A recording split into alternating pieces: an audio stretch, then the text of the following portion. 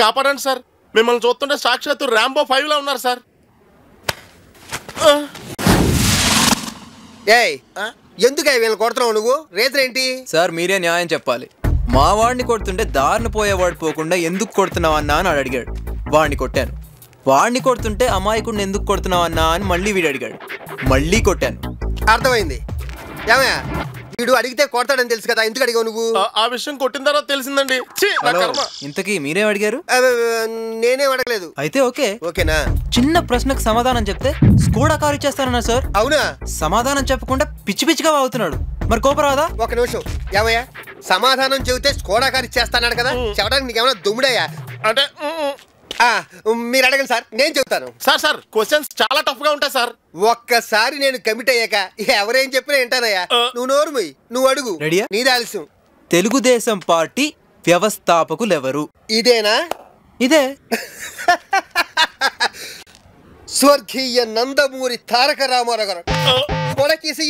అబ్బబ్బబ్బబ్బబ్బా ఏమి తెలివి సార్. కారు కొట్టేశారు. ఈ క్విజ్ లో లక్కీ వినరు మీరే సార్. లక్కీ అంటే లక్కీ బ్రెయిన్ ఉపయోగించానంతే.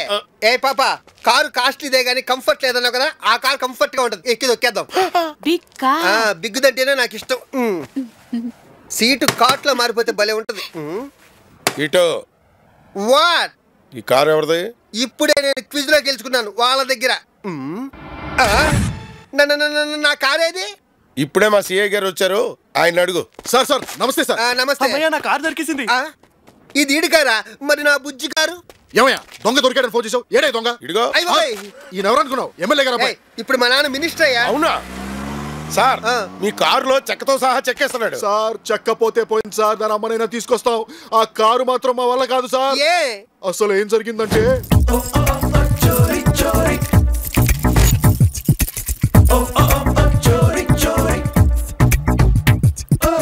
చేతిలో ఆ తాళాలు గుర్తేంట్రా? కొంపదీసి నువ్వేమన్నా దొంగవా? దొంగ? నేను దొంగలా కనిపిస్తున్నానా మీకు?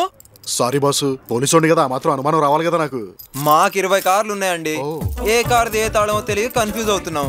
అసలు డ్రైవర్ ఉంటే అన్ని వాడే చూసుకునేవాడు. ఈడెవడో బాగా బలిసిన క్యాండిడేట్ లా ఉన్నాడు. సార్ మీరు ఇటు రండి సార్, ఆ తాళాలు తగ్గించి మీరు ఇటు రండి చెప్తాను. డ్యూటీలో చేరిన మొదటి రోజే మీలాంటి బడబాబులకు సేవ చేసుకుంటానికి నేను ఎక్కడో పెట్టి పుట్టుండాలి సార్. ఉండండి, దీని సంగతి చూస్తాను.